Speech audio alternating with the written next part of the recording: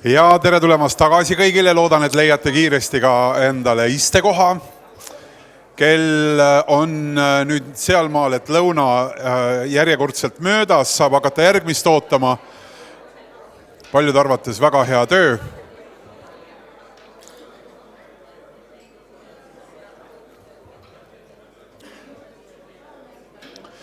Päeva teine pool laias laastus ütlen nii, et ega esitab samu väljakutseid. Mõne aja pärast jõuame ühe kaante vahele saanud raamatu esitluseni ja enne seda veel püüame visandada siis seda võimalikku järgmist sammu, mis võimaldaks uut lähenemist igaühe looduskaitsele ja nendega, kellest see moel teisel sõltuda võiks ja osapooltega siis juba mõne hetke pärast siin laval kokku saame. Aga enne veel seda 2 ettekannet.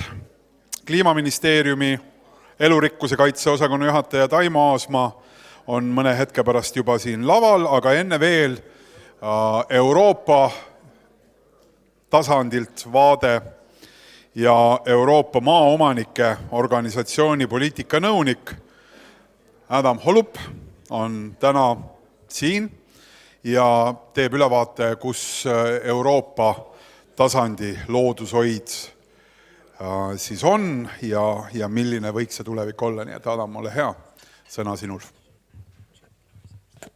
Thank you.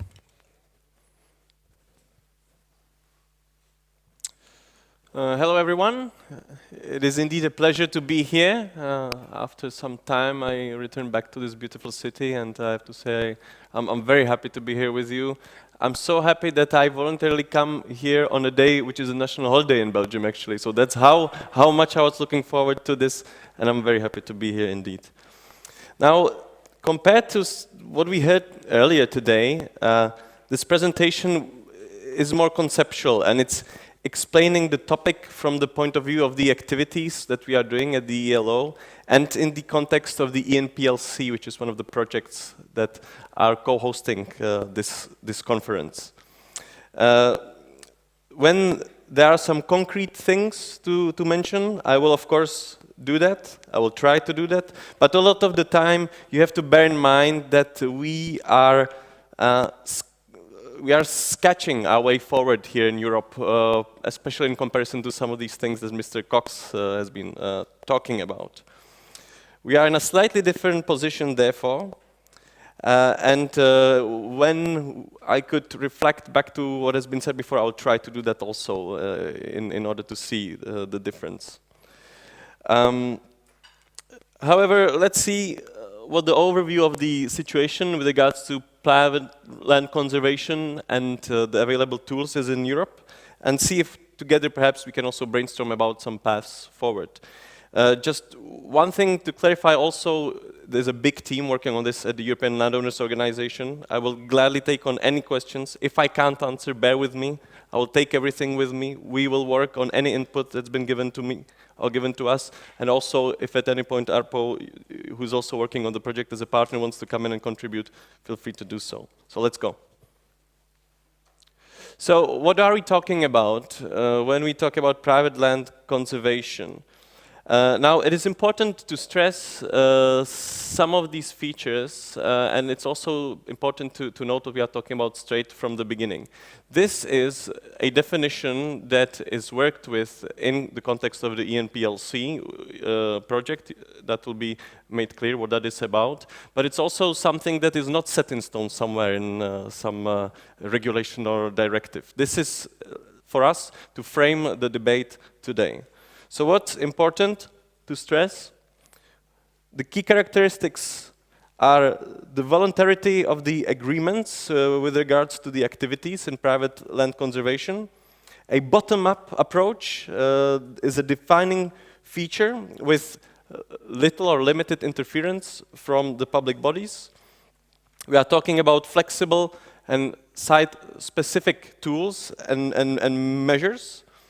We are talking about the potential of including negative and positive obligations, so preventing action and being obliged to do some action positively. And we are talking about different time spans when it comes to different instruments in the context of different level of nature protection ambition. It is supposed to be all complementary to the existing regulations and designation processes, but at the same time, we are still at a very early stage of developing all this framework together. So where we are. By the end of the previous biodiversity strategy, the European Commission made a so-called fitness check. That's basically a consultative process that comes up with an assessment or whether we are achieving the level of protection of biodiversity that we wanted to achieve. And the fitness check has showed us that in order to be actually, to even have a chance of reaching the biodiversity protection that has been set out for in the previous decades, we will have to engage all types of private landowners and come up with durable frameworks of voluntary engagement of all types of private landowners, being farmers, foresters, and also conservation organizations, big, small, concentrating on conservation, all involving production as well. This fitness check has led to a call for projects in the LIFE program that has been answered by two entities, one of which was the European Landowners Organization, which came up with the LIFE Land is Forever project, the other being the European Private Land Conservation Network. During the Land is Forever, we conducted focus groups. One of those was actually organized here in Estonia. There were between 20 or 30 landowners that have shared their input, and we asked them what is the structure of their land use, and found out that 36% of those private landowners in Europe that we have contacted are focusing on nature conservation as part of the activities on their land. Now, the outcome of the two projects, that is Land is Forever and the project of the Conservation Network, has shown us very similar outcomes. And it became the basis for a joint project in 2020, where the individual landowners teamed up with nature conservation organizations to further explore what are the potential and what are already some of the bases for this kind of private land conservation that it's been shown that is already taking place on the property of some of the landowners. That is the ENPLC that we are here talking about today. We have 18 project partners in 11 EU members, equal representation of NGOs and landowners. So that is the context in which we are talking here, right now.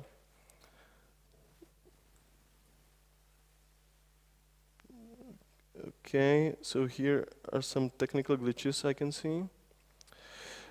Anyway, some of the things that we want to focus on are the civic engagement, so working with the citizen and science community, and stress the importance of volunteering in private land conservation measures. But also we do that through cooperation with what we call the private land conservation ambassadors. Some of these ambassadors are present here today. Mr. Elma is the Estonian ambassador of private land conservation.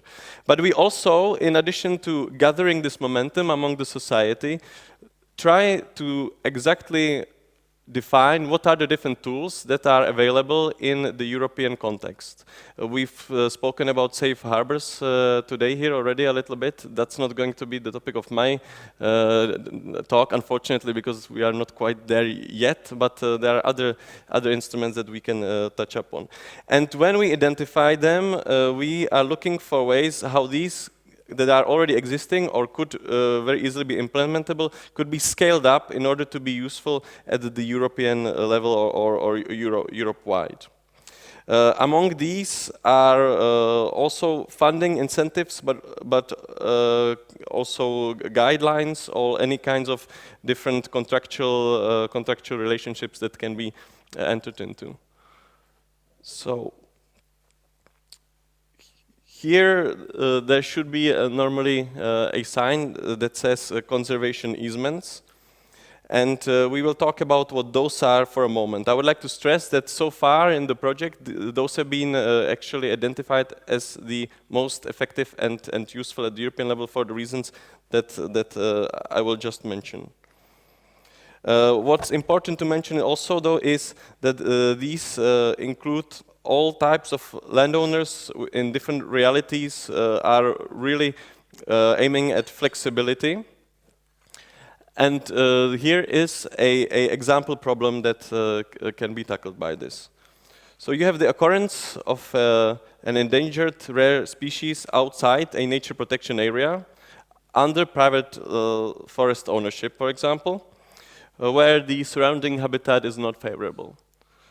So you can reach out to a tool called the conservation easement. What is that?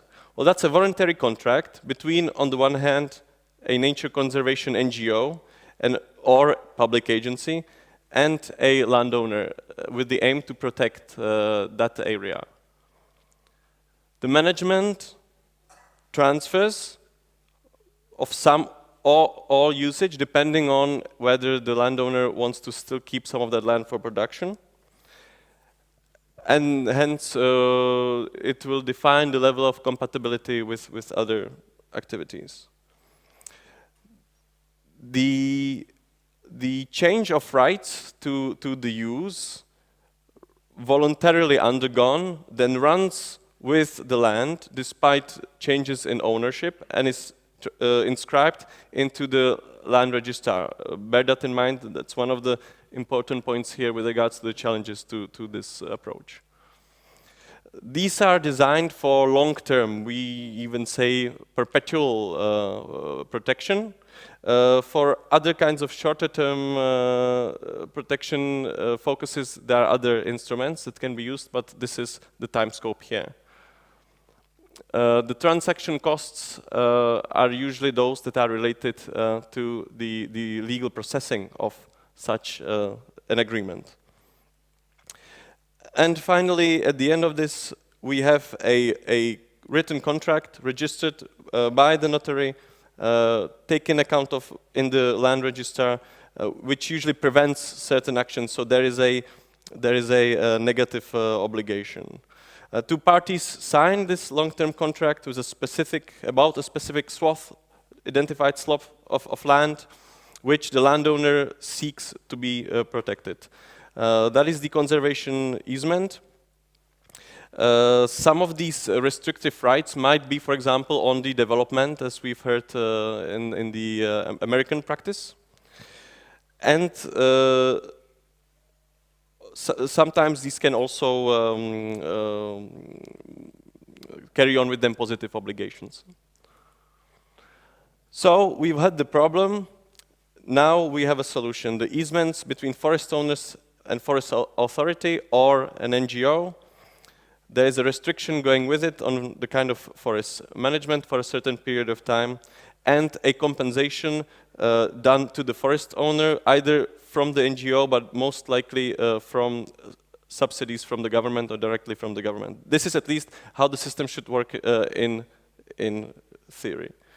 So why should we focus on easements in the context of the European landowner protection, European private land protection?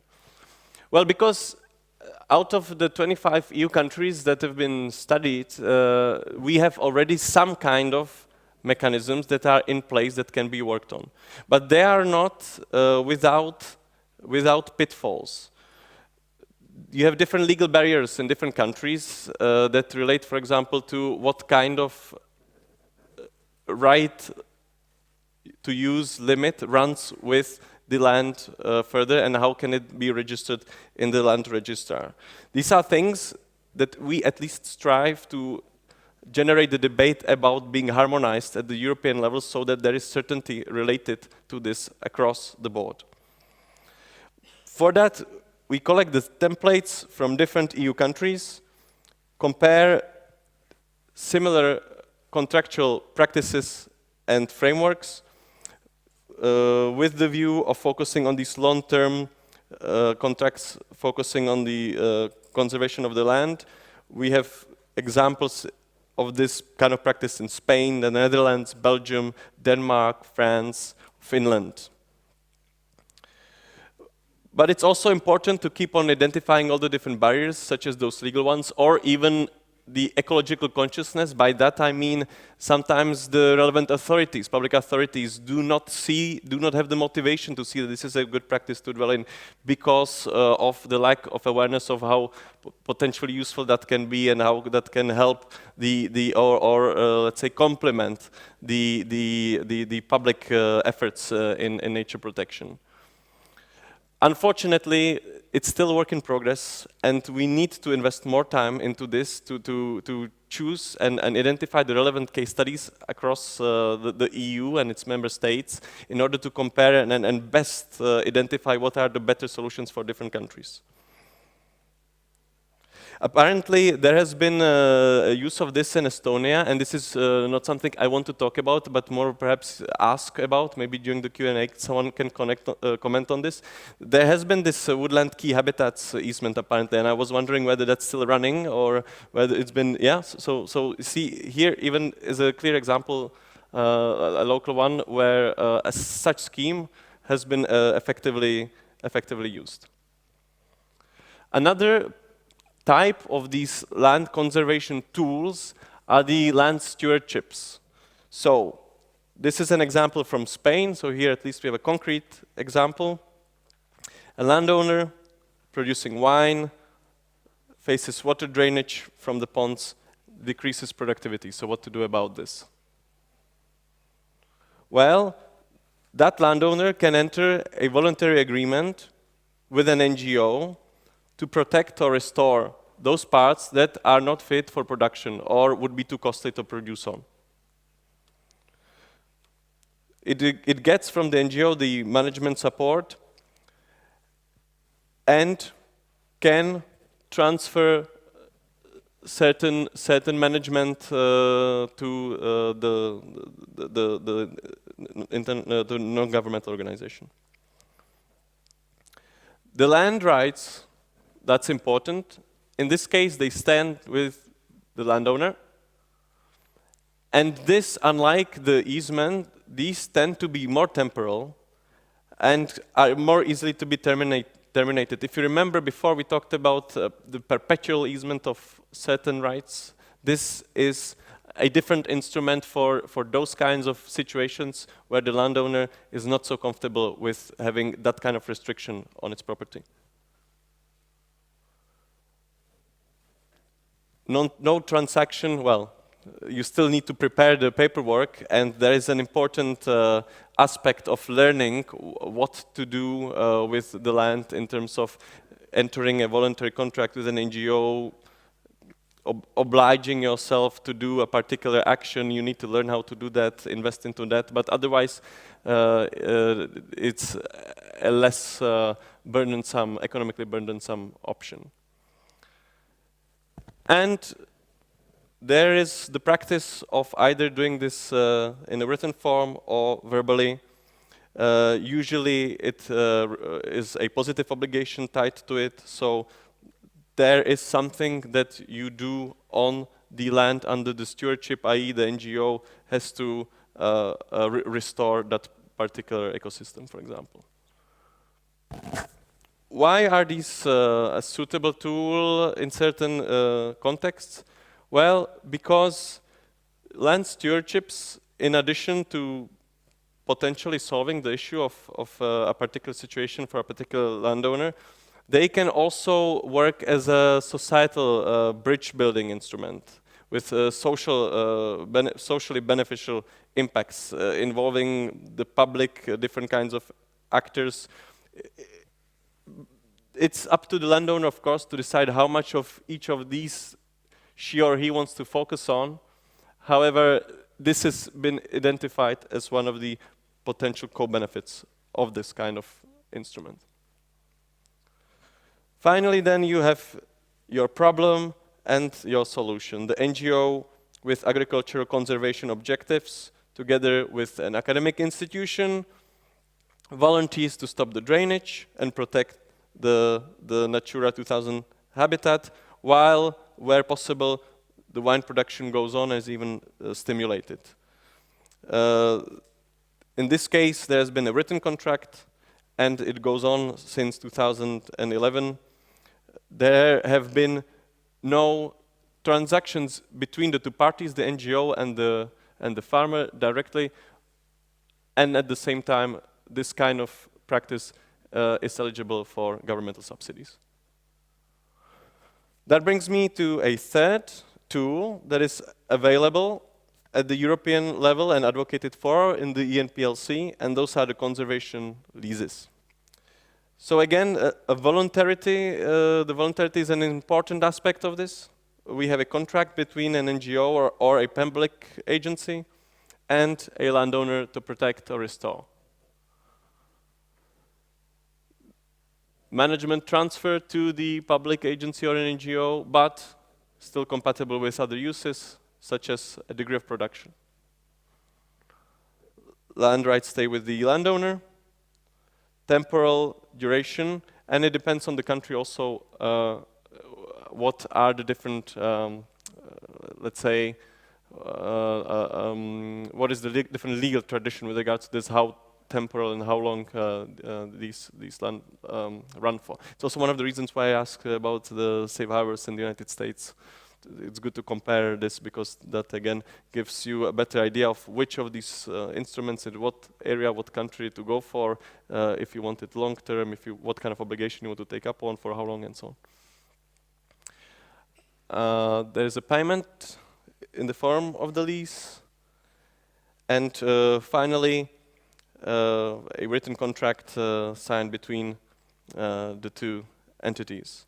The conservation leases, they imply management transfer, while property rights stay with the landowner.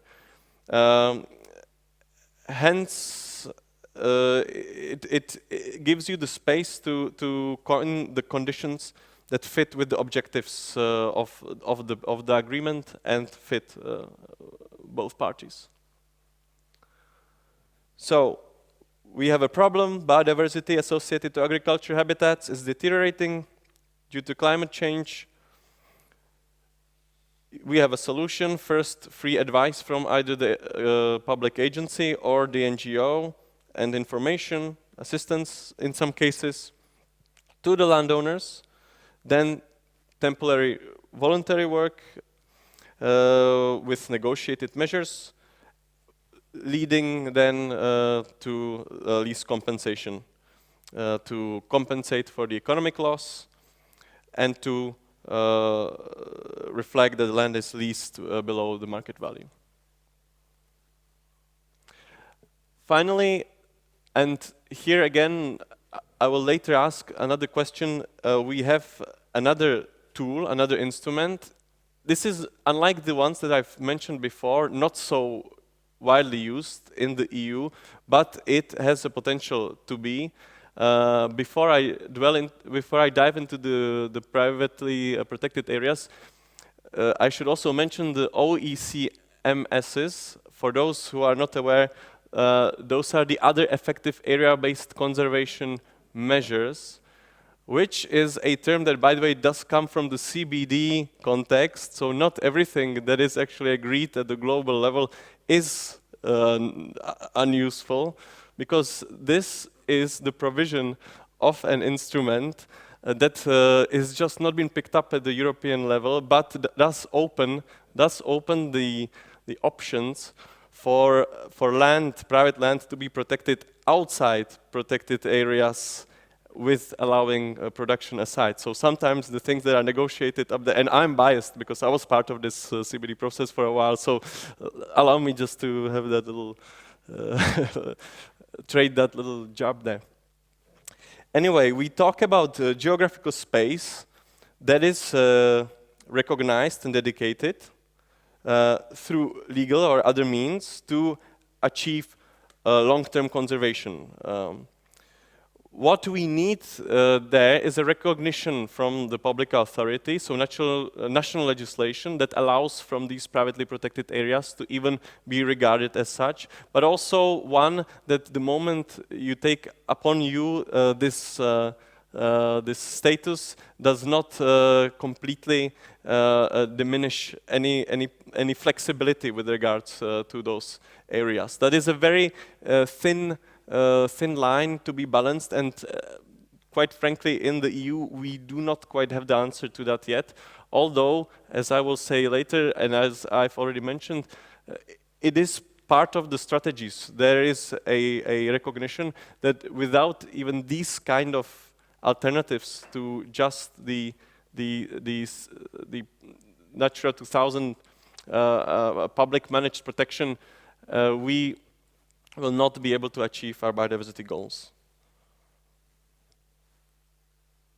We were looking at how these sometimes already existing privately protected areas are accounted for at the global level, and we found out that, to our surprise, even though we know that around 60% of Natura 2000 is supposed to be managed privately, this does not seem to be reflected in the way it is accounted for by the EU, by Europe at the global level, which is quite an interesting finding because that has implications for the recognition of the contribution already made by private nature protection to the global effort. And it's something that I'm flagging because it's something that we worked on with Anne-Sophie, and when we found this, we basically concluded that it seems that privately protected areas in Europe are actually underreported when it comes to accounting for the whole European ambition and practice, which I think is, I'll leave it here with regards to, one question is where we are, and the other is, do we know where we are at this moment, and is that, how do we work with that at the international level, but also at the European level? It's something to perhaps ponder at leisure, but at the same time, quite an interesting finding. So not clear whether all privately protected land is duly accounted for at this moment. So, being aware of that, we've come up with an action plan. In some countries, the governance data is better available. In other countries, it's very hard to extract what is accounted for as publicly protected, what is privately protected. But this has to improve, and we at the ELO try to raise the awareness about this and the role of private land conservation in this regards and in meeting the European targets. So we've pointed out the problem to the European Commission already, together with the YUCN and the International Land Conservation Network. We invest in this process further, try to create political visibility for these privately protected areas as a tangible and significant concept at the EU level. We are planning to send letters to representatives of member states. Sorry, there's a pop-up. And further continue on the support to include this concept of the OECMSs, because even at the level of the European Commission, there have been attempts to see and work out how this can be further involved in the European strategy, and there are some position papers on this, but nothing really tangible has happened. So we thought we'd take the initiative because we do see great potential for private protection to be recognized as an important part of these other effective area-based conservation measures. By the way, I hope I explained well what these are. I should have done that before, but it's basically when nature protection that takes place outside protected areas, in situ nature protection. Those are the other effective area-based conservation measures. We are meeting with several representatives of several different DGs on December the 6th, and at the end of this I'm also including my own email address, so we'll be happy to get any input regards any of your experience with these practices, because we will be presenting and making a case for these activities and these measures, and for harmonization of these at the European level, and inclusion, tangible inclusion in further European strategies. We talked a lot about money, and the question is also, where does the money come from? Now you see several options for different financial compensation mechanisms, be it schemes, direct payment schemes from the government, based on result, based on the processes at place, on cost compensation, economic loss compensation. Then there are the options for grants from NGOs, from nature conservation funds, foundations. Then there is the tax benefit. Again, that's something that has been mentioned in relation to the safe harbors in the United States. We will see in a moment that that's quite popular in Europe also, on the two examples I've got coming in. And we also have the potential for having labels or certificates, private label schemes. By the way, I've been asked to also promote the wildlife estate label of the European Landowners Organization, which I hear is not yet here in Estonia, but for anyone who's interested, check out the wildlife estate label. It's one of the options of getting the recognition for doing something right. The more credible the label, of course, the better and the more powerful the recognition is. So, let's talk about some concrete examples of how these kind of measures and activities can be compensated financially.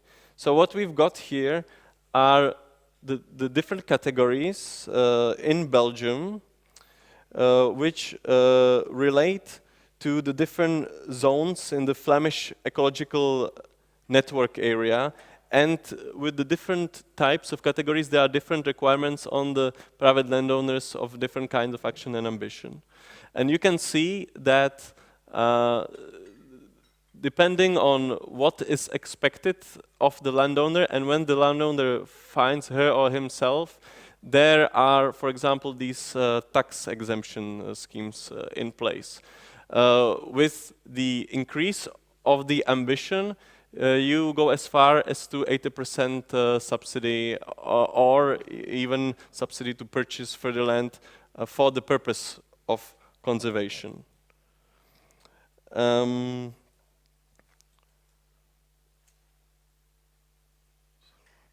The evaluation of these takes every 6 years and also involves non-governmental organizations. I keep on stressing this partnership because that's also partly what the NPLC is for, but also have to stress here that in Belgium some of the NGOs work as kind of proxies of the public authorities, perhaps something that is not so much of a tradition in other jurisdictions. This relationship between the private NGO and public is quite more complex and usual.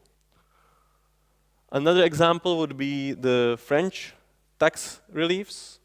So if you meet certain conditions, now coming back to the American case, you can have an exemption of inheritance tax. The management commitment there of 18 years, you tell me if that's high or not. But nevertheless, it is an example of such financial incentive. There are also implications for income tax rules and possibilities of direct payments from government entities and public bodies. But I need to speed up. Okay. Another potential source of money for private land conservation easements and carbon credit schemes. Now it's it's a hot topic, widely debated. But I'm not going to talk about this in more detail.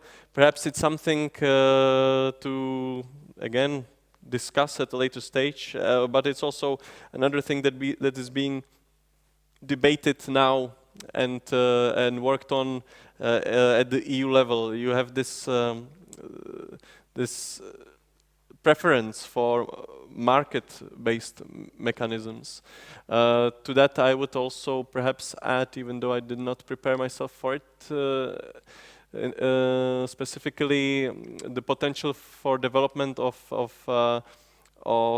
payment for ecosystem services, certified scheme that could also, again, be a source of funding for private land conservation. So, we have a network already of private land conservations across Europe. Some of these faces will be more familiar than others. It is a pleasure to identify the Estonian ambassador again, Mr. Elma. It was also a request of the European Commission just to see that there is an engagement from the other side also. It's not just speaking into a wall, it is a dialogue, perhaps not the one that is going always at the speed and the ambition that we would all like to see, but it is nevertheless. And they ask for concrete examples on which we can show the importance and the impact and the potential for the promotion of private land conservation. And one of them is Mr. Ando Elma, the Estonian ambassador. Those stories will soon appear on the website of the project, together with, or if they are not already there, I'm not sure now, but the brochures that map them are being prepared, with the view of having an important conference on March. I'm allowed to say March 27th, even though that's not officially out yet, so we are the first one to know this. But in March in Brussels,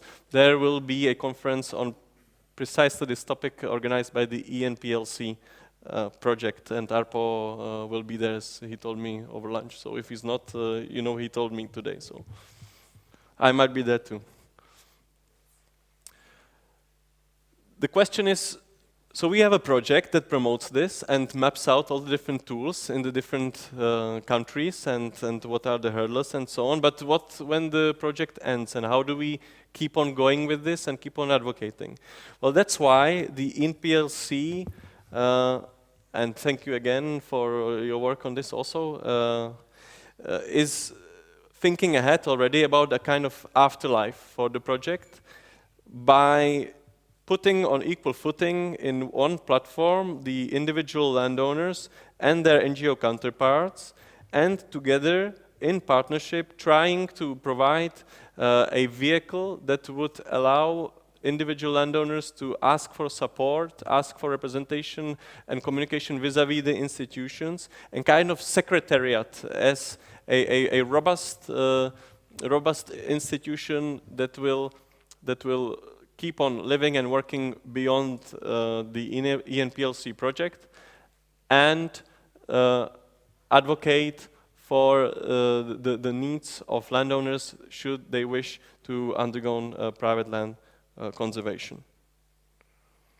We are already together, the landowners with the European nature conservation organizations. We are already involved in under 5 projects beyond this ENPLC, further developing the options and mapping up the options for private land conservation. Another question, perhaps, to you is whether you would find useful something like this advice from a body like this, and again stressing that one of the first missions of this is the meeting with the European Commission on the 6th. So any inputs in that regard are also welcome.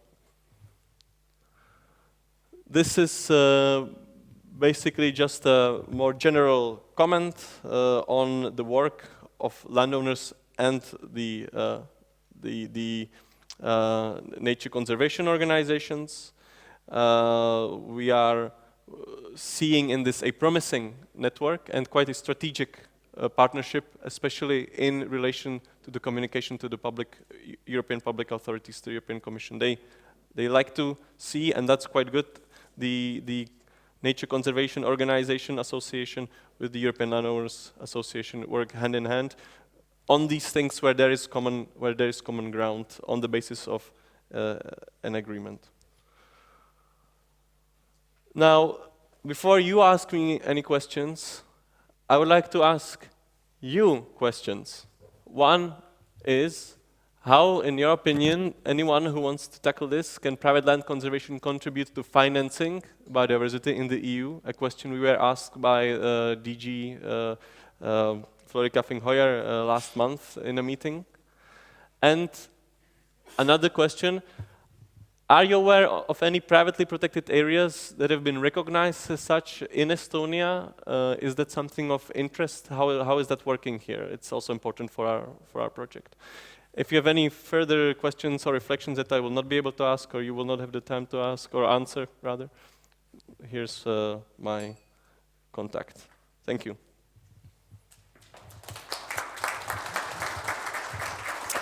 Thank you, Adam. Ja julgustan kohe ikkagi küsima küsimusi ka. Võite seda selgelt teha nagu eesti keeles, et tunda siis ennast mugavalt ja Adam saab kohe tõlke. Vaatan, juba saab, tundub. Aha, no väga hea. Ma alustan ka eestikeelse küsimusega, Adam, et kui palju sa tead Eesti seisust ja mis nõrki kohti ja võimalusi, ütleme, sa Eesti praeguses situatsioonis näed, mida me peaksime aktiivsemalt tegema, et kaasata erametsa omanikke loodushoidu? In order to engage, motivate private landowners. Well, with regards to the situation in Estonia, I was aware that there is an experience with easements as schemes that have worked and are hence a good example for us to bring forward when we debate at the European level and to show good examples.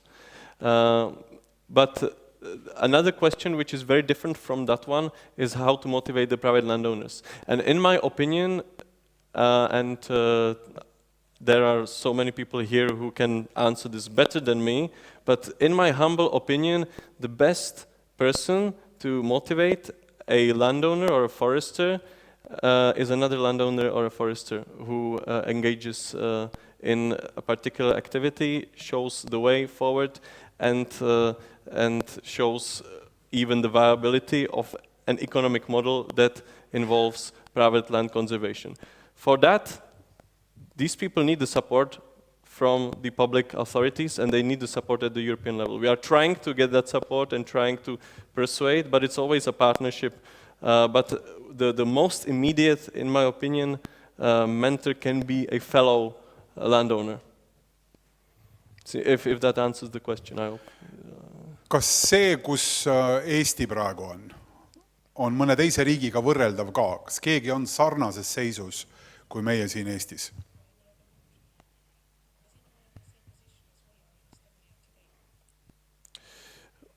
Well, I'm not an expert on Estonian private land conservation. Perhaps Sarpo, at any point, if you want to jump in. But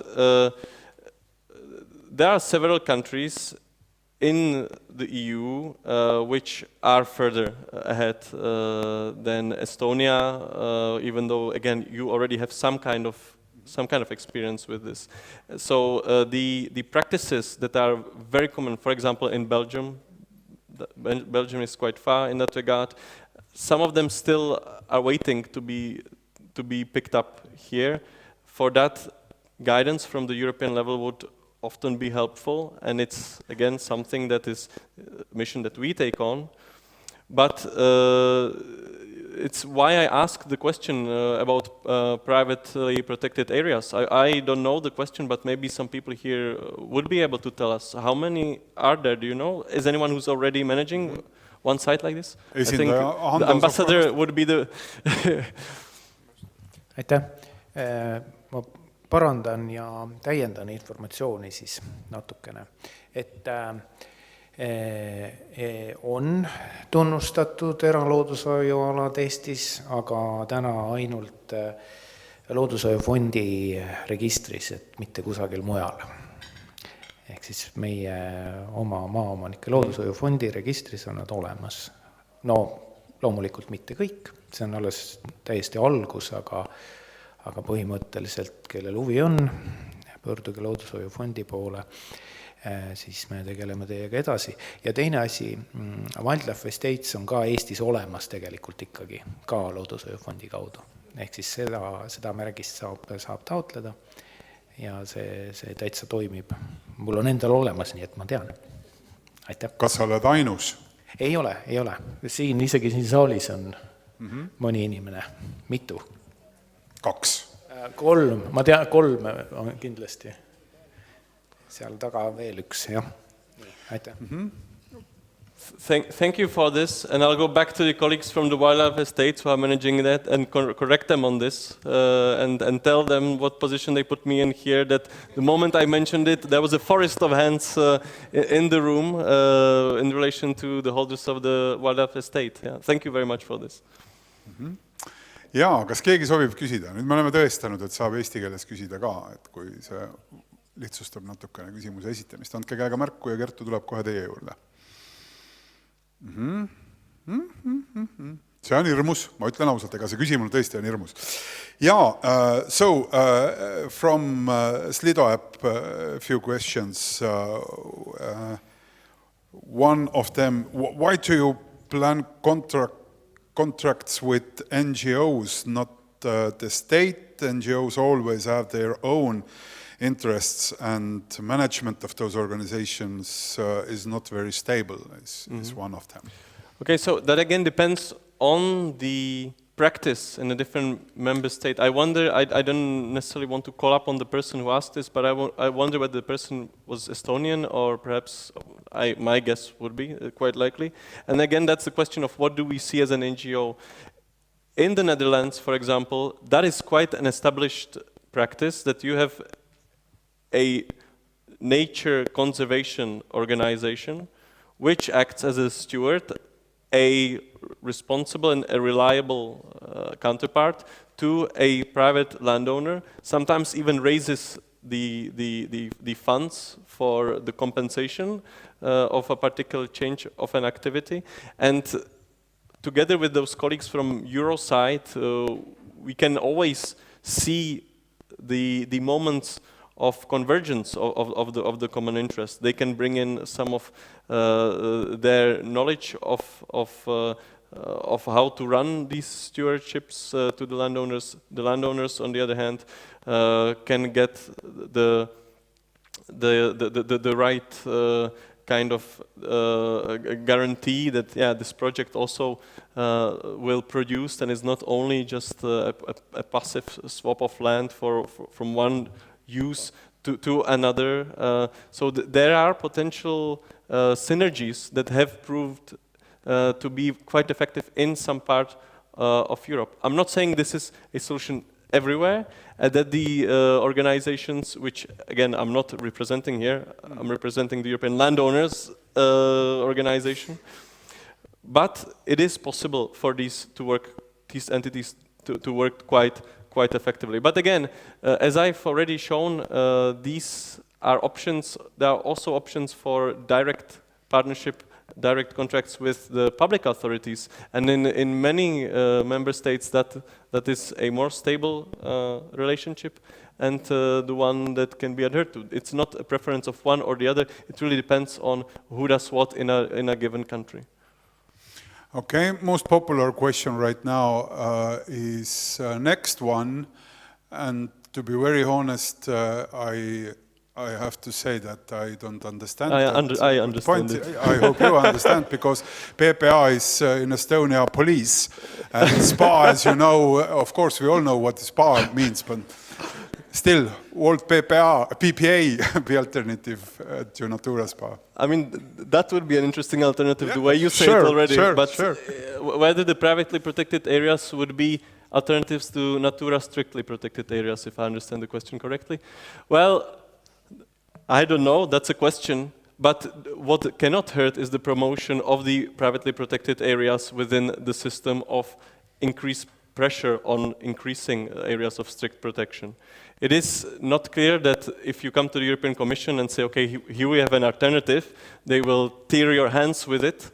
But in my opinion, and I understand why strict protection and increasing of strict protection is something that keeps a lot of people awake.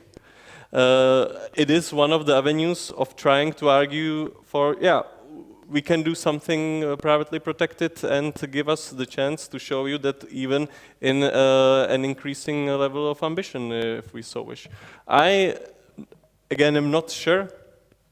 It's very difficult to answer that, but for me, it does make sense to try even advocate for that. I think technically it is possible to protect strictly even privately protected area. So Adam, you had in your final slide 2 questions, and there is a quote what says that one answer is already done. You have to order for yourself Õhtuleht, most popular paper, almost popular paper in Estonia, and you will get all answers there. It's linked to Eesti Mets, Estonian Forest paper number, and you will get all those answers there. That it's a solved problem now. But I'm not sure. That's a joke. Ah, okay. Yeah, that's okay. We send it to your email. Yeah. I'm not sure which one are you now it's in Estonian. You see this address there. Okay, thanks you. Thanks for your presentation. I have a small package for you. Thank you. Thanks to be with Thank you for your attention. us here today. Thanks. So nice.